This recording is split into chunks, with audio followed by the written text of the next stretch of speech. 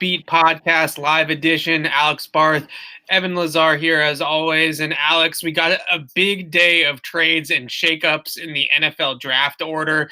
The San Francisco 49ers have traded with the Miami Dolphins to move up to number 3 in the NFL draft. Dolphins went down to 12 for a hot minute. Then they traded back up to number 6 with the Philadelphia Eagles. So just resetting the stage now, the top of the draft, we have the Jaguars at 1.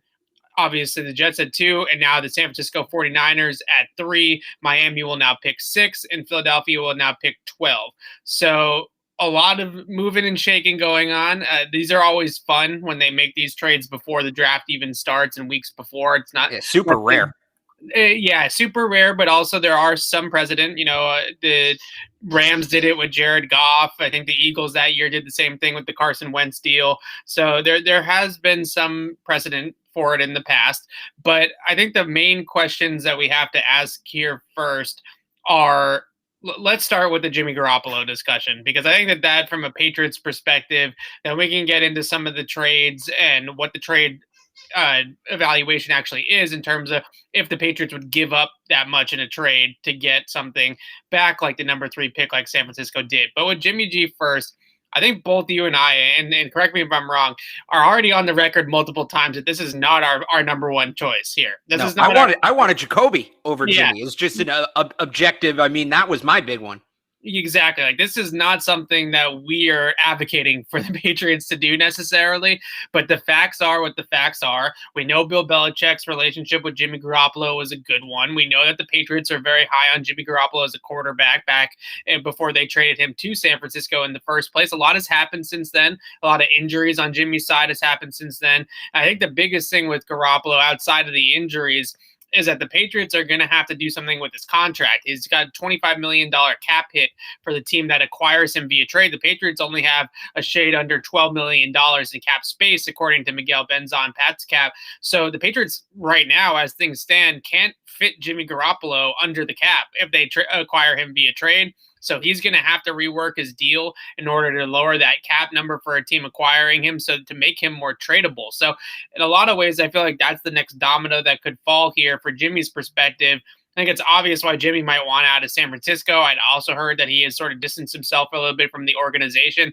Every single year they do a thing down in this year is supposed to be in Nashville, where the receivers, similar to what the Patriots are doing out west in California right now, George Kittle, Deebo Samuel, Brandon Ayuk, all those guys get together for a passing camp, and Jimmy isn't supposed to attend this year because of reasons that he doesn't feel like the organization is really committed to him. He doesn't really feel like he's their guy, and I think that's pretty obvious that he's not their guy at this point.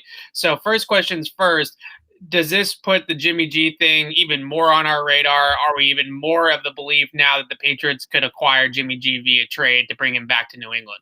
I think it absolutely puts him on the radar. However that happens, we'll see. But and now you have the reports, a couple people saying that San Francisco did this. They moved up to 3 to get Mac Jones because they want the most NFL-ready quarterback. And they'll pass on Trey Lance and they'll pass on Justin Fields on that upside. They have a roster they like. They want a conductor.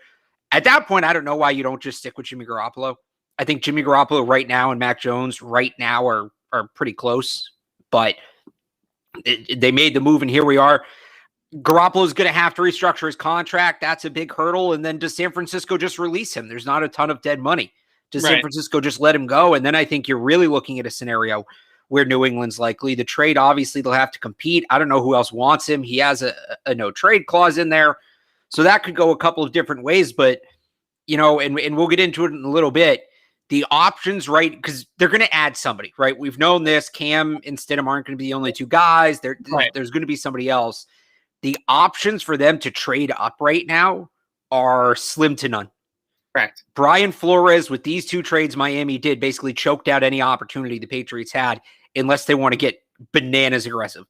So, yeah, I think you have to look at Jimmy Garoppolo now as being the plan, because if you look beyond the trades, you look beyond Garoppolo, there's not a ton of other opportunities out there for them. Exactly. That's the way that I'm looking at it as well. And I find it really hard to believe. So San Francisco is saying right now through Ian Rappaport and Adam Schefter, and this could just be bartering to kind of get some more trade. Not could. It is. It is. Yeah, in Garoppolo. And that's kind of what I had heard is that the Niners, I reported a couple weeks ago, the Patriots had called the 49ers asking about Jimmy Garoppolo. They had said that they are not moving Jimmy G. They're kind of steadfast on that. The behind the scenes read between the lines take was that they weren't going to move Jimmy G until they had a better option in hand to make that trade happen. Now, Ian Rappaport and Adam Schefter are saying that the Niners are planning on keeping Jimmy G as sort of the bridge quarterback to next year because they have a guy in mind in the draft and they don't want to throw that guy right into the fire. All that's all well and good, but you have a $25 million bridge quarterback. I mean, that's not the idea, right? That's not usually the typical bridge. The bridge is Cam Newton on a 1-year contract at $5 million. That's a bridge, right? Not a Jimmy G bridge at $25 million. So from the 49ers perspective, I don't really understand why they would say that Jimmy G is this bridge guy that they want to hang on to. So maybe they just haven't gotten a trade offer that's made it worth their while yet to move Jimmy G. So that sort of brings into the question, what is Jimmy G worth? And would you do it if you were the Patriots? I would say somewhere around a third or a fourth round pick when you factor into the contract as well, maybe even lower. And maybe the Niners just don't feel like that's worth it. You know, the asset coming in is not worth just getting anything back for Garoppolo. I don't know. It's a lot of sort of interesting conversations to have, but I think that there's a lot to be said for Jimmy G's style of play in the Patriots offense. The quick release, the sound throwing mechanics for the most part, very accurate within 15, 20 yards of the line of scrimmage. We all know he's got limited upside. He's got limited playmaking ability outside the pocket, limited downfield throwing, but that's not necessarily what the Patriots need to be, right? They need somebody that's going to throw accurately, quickly, on-time passes, and that's certainly things that Jimmy G has always been able to do when healthy. So you can understand from the Patriots' perspective why they would want Jimmy G back. And like you said, looking at this trade now by the 49ers to move up to number 3, the San Francisco traded the number 12 pick in this year's draft, 2 future first-round picks, and a third-round pick in 2022 to move up from 12 to 3. So you got to think that if the Patriots want to move up from 15 to, let's say, 4 with Atlanta, because that seems to be the next sort of shoe to drop, it's going to take something similar to that haul. And we got a lot of comments on our mock draft last night, Alex, saying that we gave up too much to move up to number 6 last night, or 7, whatever it was. The Niners just gave up even more to move up to number 3 in real life. So the Patriots are going to have to end up giving up really what ends up being 3 first-round picks and probably another day 2 pick to move up from 15 to 4. That is a massive, massive haul if that's something that they're entertaining. And even if that's the case, if you're the Patriots, you don't necessarily get to pick your quarterback in that spot, right? If we assume Lawrence and what was that? That's a good point too. I said right. If we're assuming Lawrence and Lance go 1 and 2, you know, San Francisco is going to take somebody at 3. Let's say the Patriots only think Fields is worth moving up for. He's the only one that's worth moving up for. If he goes off the board at 3, then what are you doing? Right. Then there goes that. So there's just a lot less, you know, a lot less of a chance to get the guy you want up there. And I see some people talking about, one, why can't they trade up for 4 with Atlanta? I see people saying Atlanta won't trade within the division. I don't buy that. No. I think if Carolina comes with a Godfather offer, Atlanta's gonna move down and say, you know what, fine, give us all your future picks, develop a quarterback, because if they screw up, right, and that quarterback doesn't turn into anything, you're golden if you're the Atlanta Falcons. Cincinnati, maybe it's a little easier to move up there at 5, but I just think that they're going to be, I think they're locked in on Penny Sewell. I think that's the pick. They're not going to move down to 15. Maybe if you had, 7 or 8, you could make that happen, but I'm not sure.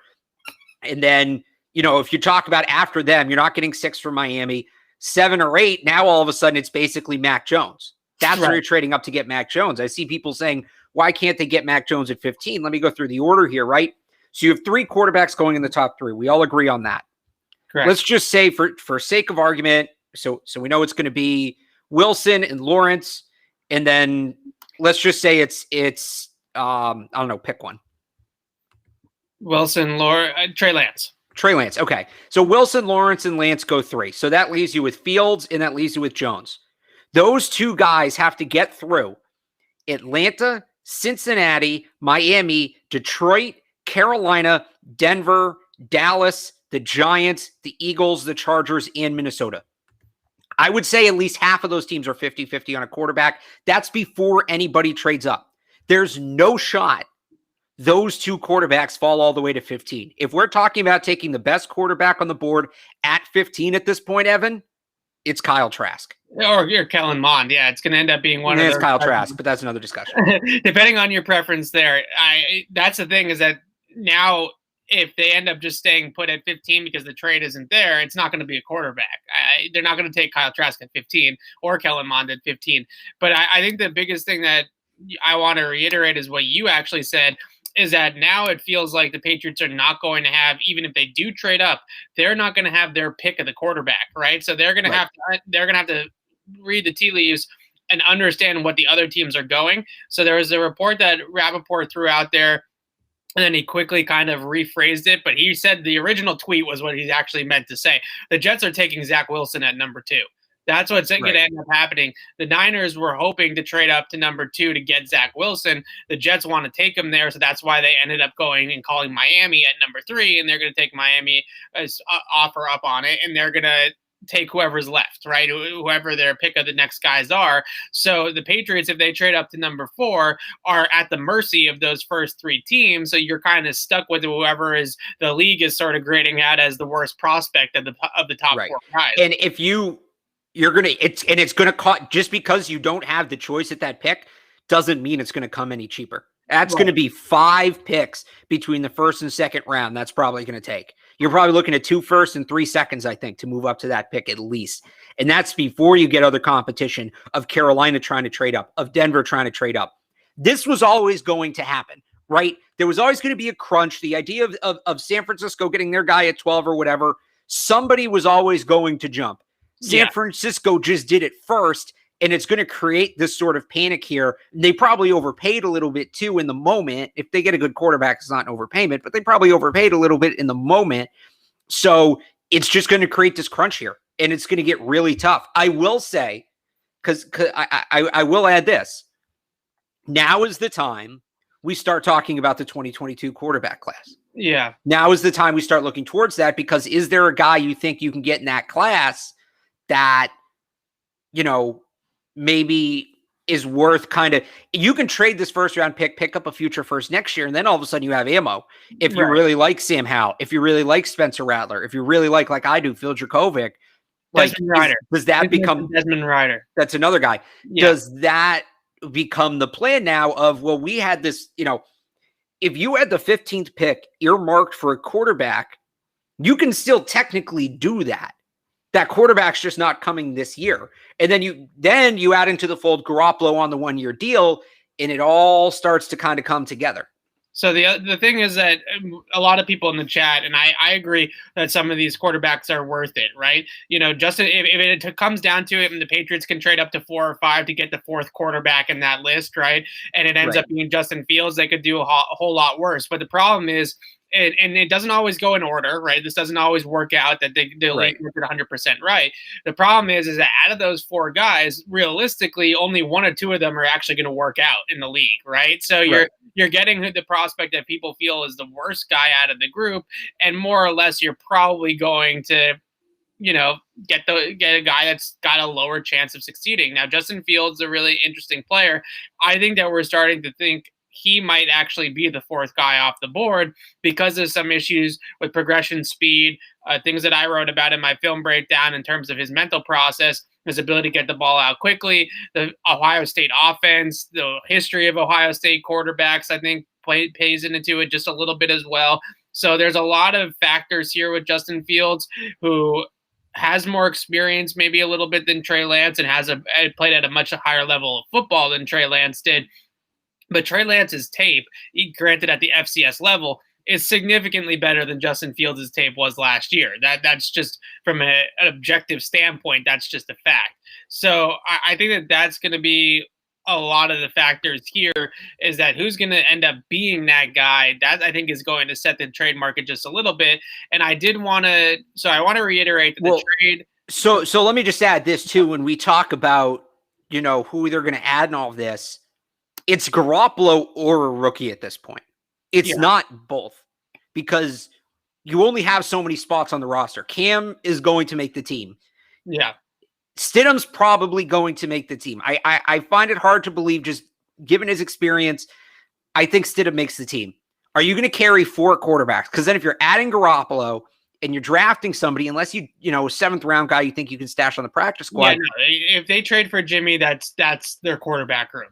Although I will say, actually, as I kind of make this point, let me just double check this here. I think Bill Belichick has carried 4 quarterbacks before. He did. So he did in 2000, right? 2000, he carried 4 to keep Brady on the team.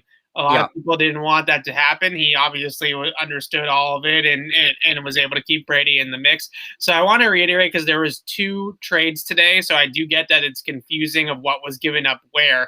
The 49ers traded to Miami, and I'm reading this directly off of Adam Schefter's Twitter page, the number 12 pick, a 2021 3rd-round pick, and then a first-round pick in 2022 and 2023. So it's 2 future first-round picks.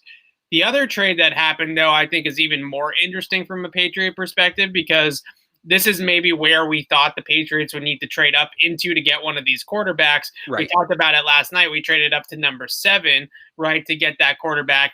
And the trade that the Eagles and the Dolphins pulled off for the Dolphins to move back up to 6, that's a trade that I think that we should talk about a little bit too, because I think that's a great barometer of where the Patriots might need to give up to go from 15 to 7. Let's say if somebody like Mac Jones or Trey Lance is still on the board, and that's a guy that they feel really good about, they don't want to get leapfrogged again. So that trade was the number 12 pick, a 2022 first-round pick, and then the teams also swapped the 3rd-round picks, 156 for 123. So a much smaller trade than what San Francisco gave up, certainly.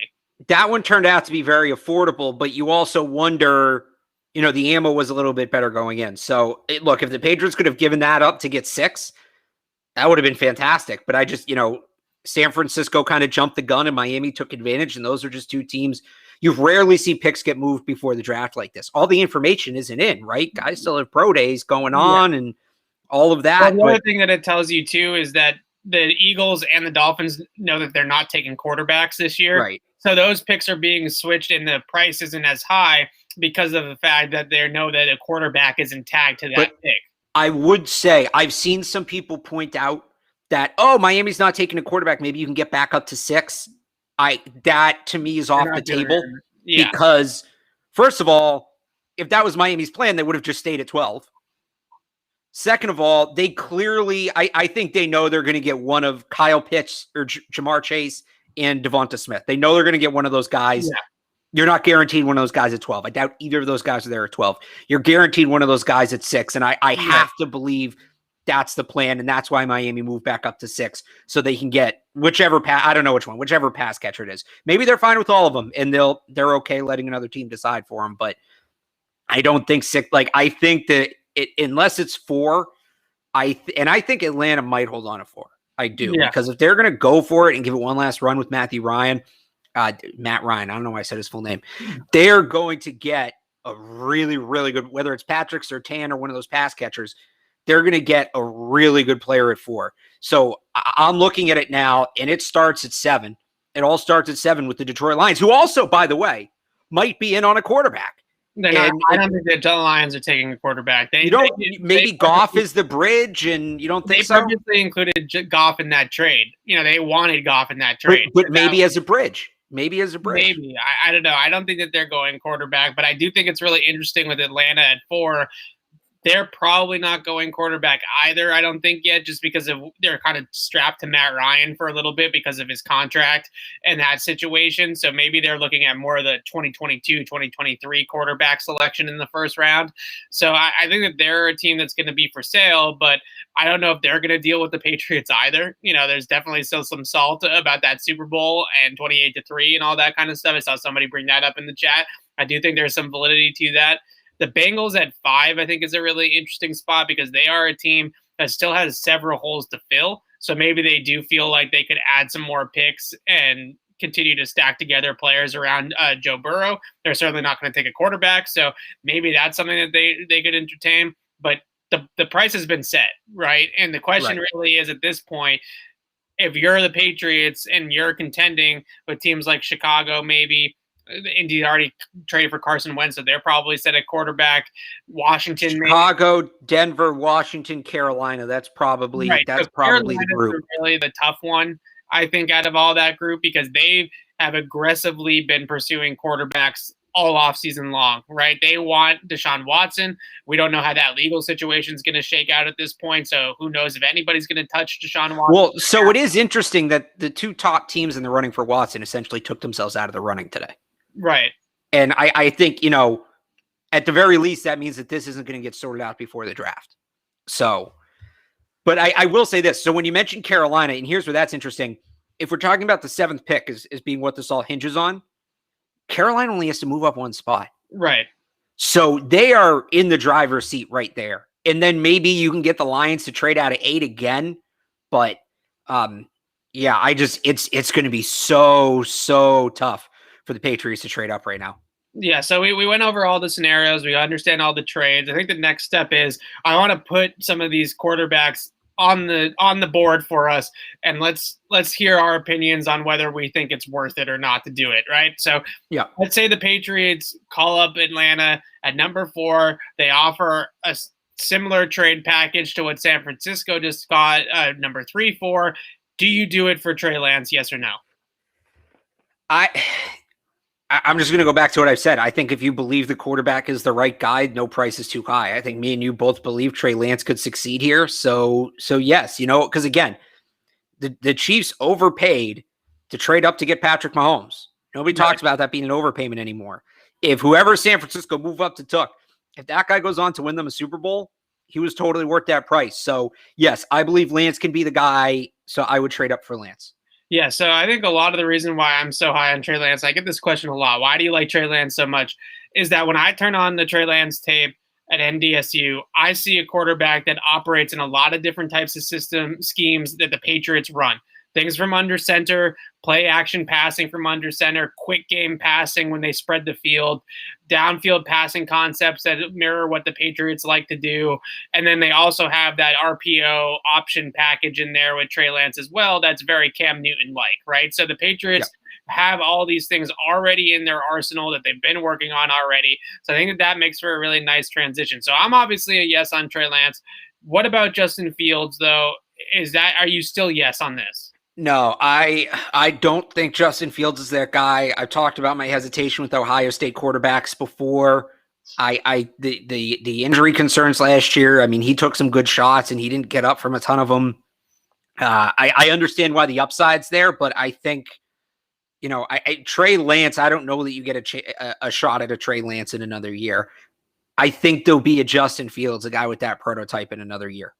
I agree. So I'm out on Trey. I am out on Justin Fields for that price. If you can move up to 7 for like the 2 firsts and a second for the deal that like that, then I'm in on it. I'm out on Fields at 4. So I think Fields is going to be a good player in the league, but I think that you need to build that scheme differently for him to be able to work here, right? You're going to have to live with a vertical passing attack that has the quarterback hold the football for a little bit. And they do have the offensive line to do it. I'm not sure if they necessarily have the receivers that fit that type of offense, but they definitely have the offensive line to protect them.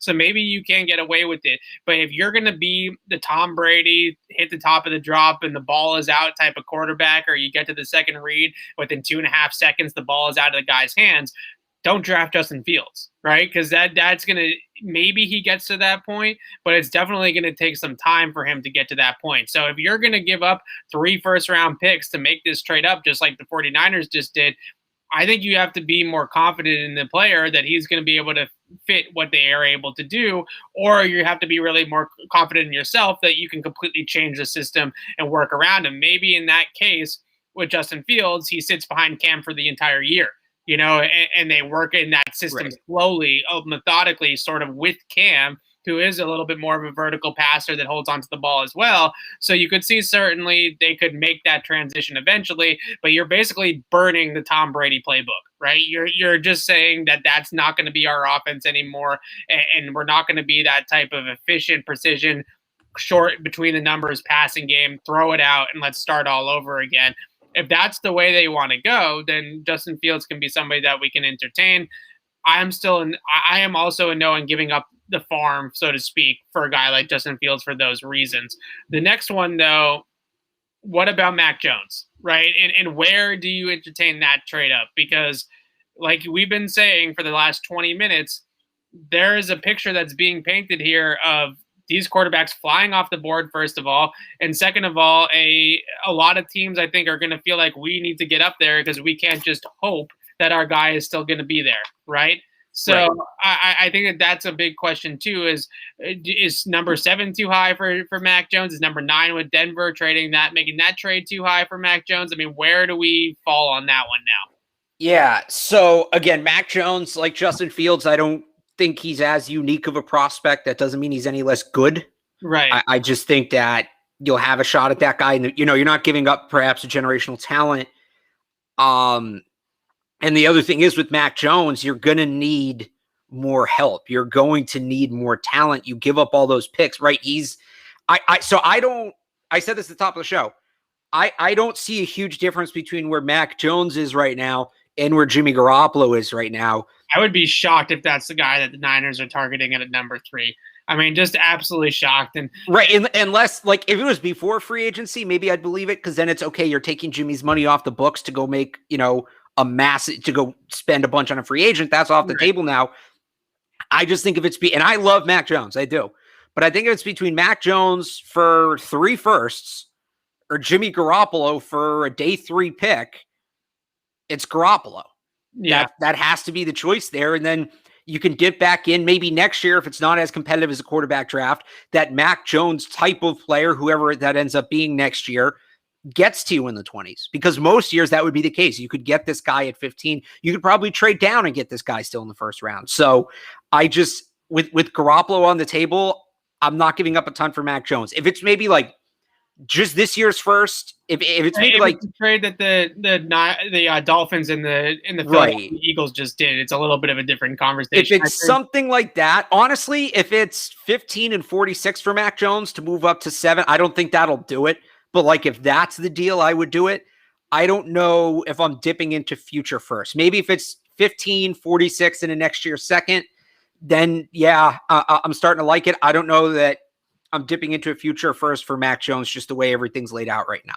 So the biggest concern with Mac Jones is obviously upside, right? How much physical upside does he have? I think this notion that he has no upside, though, is kind of hogwash. Like, he definitely has some upside because the other guys, it's just so much more is the problem. Right. Because he's truly a really cerebral pocket passer, really smart pocket passer, understands ball placement down the field, can throw it to all 3 levels accurately with enough zip. I think he's still got a big enough arm to get the ball out there when he needs to.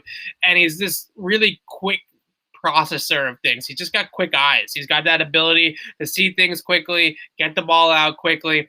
And as much as we fall in love with all these mobile quarterbacks, if you look at the history of the last 10 Super Bowls, 20 Super Bowls, most of the time the guy that wins the Super Bowl is a pocket passer. Now, 6 or 7 of them now are Tom Brady, right? So that kind of skews it. But even if we look at some of the other guys, outside of Patrick Mahomes and Russell Wilson, it's usually a guy that stands in the pocket and throws the ball that is in the Super Bowl conversations, right? So it's not – you don't need a mobile quarterback. I get it's more fun. I get that those guys bring a lot more to the offense, right? I understand all those types of things, but I do think that the notion of a pocket passer is getting a little bit lost here, right? I think that people are overreacting a little bit to the Russell Wilsons of the world. And then you also have somebody like Josh Allen who people think, oh, he's an athletic guy. He is, but the improvements from the pocket are why Josh Allen took that next step, right? It wasn't because he all of a sudden became, Lamar Jackson was running all over the place. He improved and became a borderline MVP last year because of his improvements throwing the football from inside the pocket. So I think that that's something that needs to still be talked about. The most important things with quarterback play still forever will be accuracy and decision making within the pocket and within structure of the offense. More important than anything else that we talk about is those two things. And Mac Jones still checks those boxes. So although it doesn't feel like you're going to go all in on a Mac Jones trade like the Niners just did to move up to number 3. And that's why I'd be shocked if it was Mac Jones that they were targeting to trade up all that stuff to go up and get a quarterback like that. Just seems a little bit off. But I do think that we need to stop talking about how it automatically needs to be a mobile guy. That's where the league is going, this, that, the other thing. Accuracy, decision-making from the pocket, still the two most important traits, bar none. So I think that's a big one, too, that we have to discuss. And lastly, Jimmy G. Wait, I think we have to discuss the guy in the chat who just said I look like Jimmy Garoppolo. Do you think you look like – I don't think you look like Jimmy. I didn't think I look like Jimmy Garoppolo, but I'll take that. I think if I said ask Jess if you look like Jimmy Garoppolo, she'd laugh in my face. I'm just going to take the compliment, and I think everything the chat says is true all the time, obviously. So, yeah, I'll take that. Hell yeah. Okay, all right, go ahead, make your point. I just have to point that out. I don't get compliments like that all the time. I have to point that out. That's fair. All right, so let's put a third round pick on the table for Jimmy G. Are you doing that one? So that's the Brady pick. That is the Brady pick. How interesting would that be? That'd be tough. I don't know. Okay, so let's put a fourth round pick. No. I get what you're saying. Look, maybe they trade down to pick up a third. Like it doesn't. Yeah, they're not going to trade 96 straight up for Jimmy G. So they always kind of do the last thing we're expecting, right? I will only do it if he restructures his contract. He's got it. Right, but like not just to the wire because, and I've said this before. Like maybe like Cam's your backup, but I'm not done a quarterback. Also, let me pull up Garoppolo's contract here. What's the years? So there's only 1 year left. It's a 25. Are you sure? I thought it was 2. It's 1 year. I believe it's 1 year. No, it's left. 2. It's 2 years. Well, the next year must not be much guaranteed or something like that. Maybe it's a $27 million cap hit next year. Okay, but there's only $1.4 million in dead cap. So if you let him go, you save $25 million. But it's the same thing this year. So I just that cap hit's got to come down by more than half because I still need room to operate. You know, I got to go into free agency next year, maybe add another wide receiver. I don't know what the deal is at tackle, and both the tackles are on 1 year deals, and maybe that gets solved in the draft. But I'm restructuring that deal big time. Garoppolo, if he's coming to New England, he's getting out of a bad situation, a place he doesn't want to be, a team that doesn't want him. Right? If I'm Bill Belichick, I'm coming into this as I am saving you, Jimmy. I am saving you from Kyle Shanahan and the San Francisco 49ers. You will take my contract if you want to get on this life raft and rescue your career. Like, that's what I'm doing if I'm Belichick. That cap hit's getting down to about $10 million, if I'm Bill Belichick. So that's the problem for Jimmy G is, and again, like I said at the beginning of the stream, Jimmy G wants out of San Francisco. I actually really don't blame him. So, and I don't blame him either. And it came before this trade up to number 3. And I think this is just going to solidify it. He has already felt like the Niners have given up on him, right? He's already felt like he's not their guy. He's not in their plans long term, and they have given up on him as a quarterback.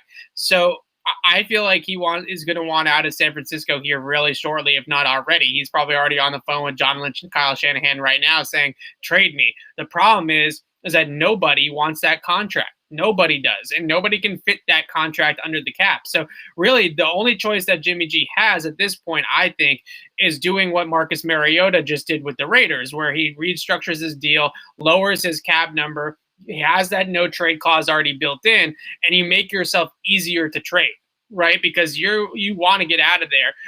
It doesn't sound like the Niners are just going to cut him, but I think that he wants out. They aren't looking at him as a long-term answer. So I think that they need to restructure his deal now and make him more tradable. And I think that then we can get into the conversation. The other thing is a lot of people in the chat have also mentioned that Jimmy G sucks and all this kind of stuff. Jimmy G's always hurt, all right? But when he's not hurt, he's a good quarterback. Is he a great quarterback? No. But he's an average, above average NFL quarterback that has a winning record around a good team and all that kind of stuff. I think this notion that this is where, and by the way, is a little strong. And that's where Cam Newton comes in. Right. Because if you only need 4 or 5 good games from Cam Newton, he can give you that. Cam Newton is, for all we've said about him, might be the best backup quarterback in the league. Yeah. He's definitely in the top 3. So that's where, if you have Garoppolo, we've talked about needing to have a strong backup. That would be Cam. I understand. When we went into this, when we started this offseason, the 2 names I said I didn't want to talk about, Cam Newton and Jimmy Garoppolo. And then Jared Stidham was the third. Right. And there's a real chance that's going to be their quarterback room. Yeah. So here we are. But yeah, Garoppolo with this offense, I've been talking about this for 2 years now. I think the model to build after is not the Kansas City Chiefs, because you can't do that. Right. You can't just, because it all hinges on Mahomes, and you can't just go get Patrick Mahomes. Right. The model to build on is San Francisco and Tennessee, and those teams that are just talented up and down the roster, 1 to 53, and the net neutral quarterback who's not going to win you games, but he's not going to lose you games. You let the other guys on your roster go win you games. The Patriots, with the signing the 2 tight ends and the additions they've made on defense, they're now built a lot like that San Francisco team. Yeah. Garoppolo can be your net neutral, and we know he can get that sort of team to the Super Bowl, because not only did he do it, he did it going through Aaron Rodgers, and he did it going through Russell Wilson. Yeah. So I'm not like over the top about Garoppolo. I was hoping this offseason was going to end with Trey Lance or Mac Jones, but there's a lot if they end up with Garoppolo, they are a lot better off at quarterback week 1, 2021 than they were in 2020. Yeah, I agree. And Jimmy, that's the big thing.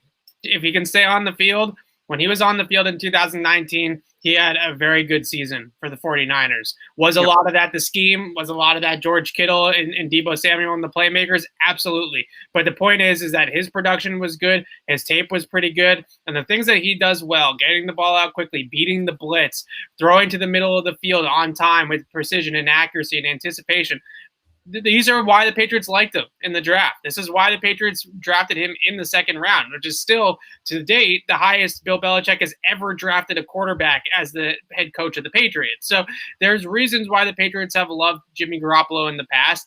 And I just think that this notion that he is now trash because he's always injured. He's not trash, right? Well, you can tie those in. You cannot be excited about Garoppolo as your quarterback because you're worried about the injury. I'm just saying, when he is on the field, he is not a trash quarterback. Just you got to separate. You do have to separate those two. And the injuries are absolutely concerned. But look, that's, I think, a large reason of what's driving him out of San Francisco. Yeah. Again, they got to the Super Bowl with him 2 years ago. When you have, even if you're picking in the top 3, drafting quarterbacks incredibly risky.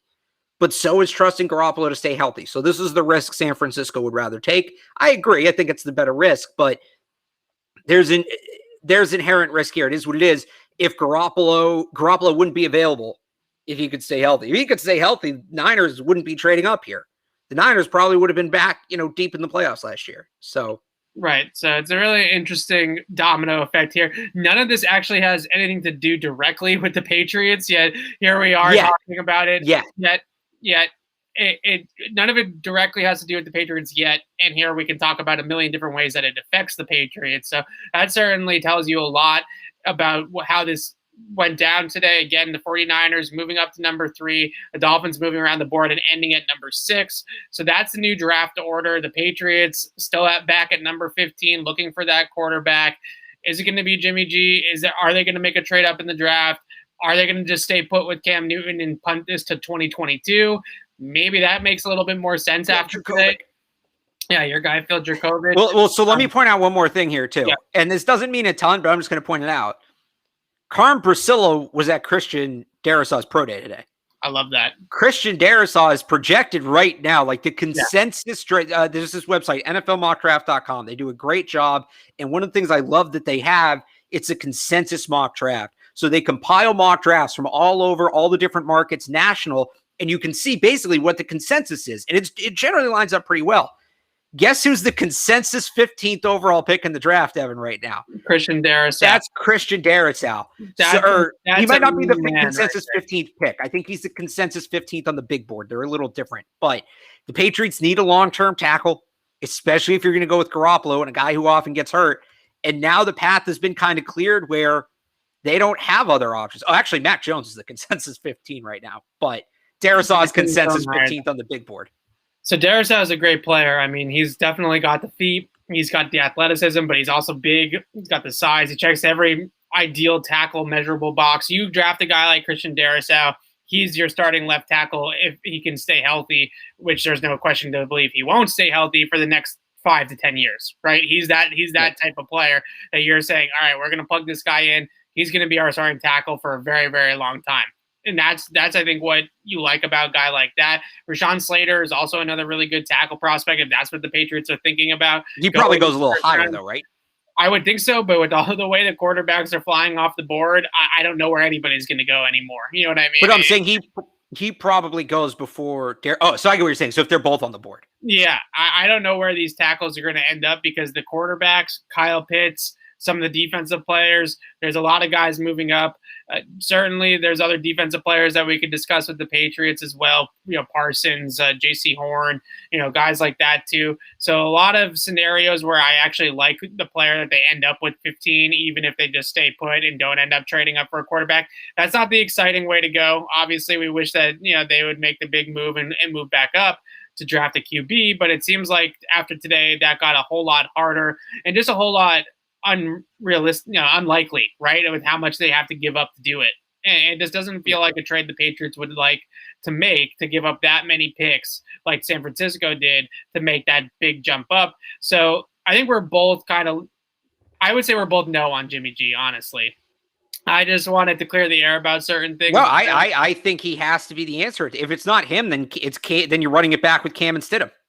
I think at this point. So you would rather give up something for Jimmy G and get him in the building than just roll with Cam. Like, I think that's the last question I wanted to present was, do we feel like Jimmy G is a clear upgrade over Cam Newton, that you're giving up capital to get him in the building? Yes, I think he's the upgrade. Again, I'm not giving up 15 for Jimmy. If it gets to that point, sorry about that. I'm not giving up 15 for Jimmy. If he gets to that point, I guess I'm just rolling with Cam. Or maybe I'm taking Kyle Trask 15. But if it's a day 3 pick, if it's a late third round pick, yeah, I'm getting Garoppolo in the building because at the end of the day, you can manage down his turnovers. And that's ultimately what it's going to come down to this year for the Patriots at the quarterback position, who's not turning the ball over. And look, neither guy's great with turnovers. They both turn the ball over a ton, but I think Garoppolo's are just easier to cut down on based on the way he plays. It's really close, honestly, because Cam brings so much with his legs that you have to factor in, and you do hope the year removed from COVID, the second year in the system, that certain things with his timing and his mechanics will improve. But I actually think that Cam versus Jimmy G right now is really, really close, especially when you. Well, so that's the thing. I would at least like a chance to see them head to head, and at least give me the competition. And at least then, if one struggles, you have the other. So I don't know if when I say that, I don't know if I'm locking in Jimmy Garoppolo as my plan over Cam Newton. More so I'm eliminating Jarrett Stidham as plan B. Yeah. That's why I want to get Garoppolo in the building. Eliminate Jarrett Stidham as plan B. Fair enough. All right. So can I point out one more thing? Yeah, go ahead. I'm a huge Brian Flores fan. I think of all the assistants who've come through Foxborough, if I could pick any of them to take over for Bill, it'd be Brian Flores. How about this draft haul? And I know that the GM too, but he's a part of this. They picked up here this year, pick 6, 18, 36, and 50. Next year, 2 firsts, one of those from a team that will likely have a rookie quarterback. The year after that, 2 firsts. He loaded up the Dolphins. Brian Flores loaded up the Dolphins. And he did it sort of in spite of the Patriots a little bit. Oh, yeah. I would say that the biggest winners today are the Miami Dolphins in terms of potential. We'll see if they make it work. The Miami Dolphins, and Kyle Trask is a huge winner today because I think he has a real chance to be a top 20 pick now, and there was no chance of that before today. It's actually crazy. I'm not saying that Brian Flores is going out there and purposely trying to hurt the Patriots in ways, but look, San Francisco called him. Fair enough. I don't know, but it definitely feels like Brian Flores is he's in the division now, right? The Patriots are a rival. The Patriots are one of their biggest competition, and you're feeling that certainly from his moves down there in Miami. All right, so we wanted to break in with this emergency pod. I'm glad we did it, and we're able to discuss all these options.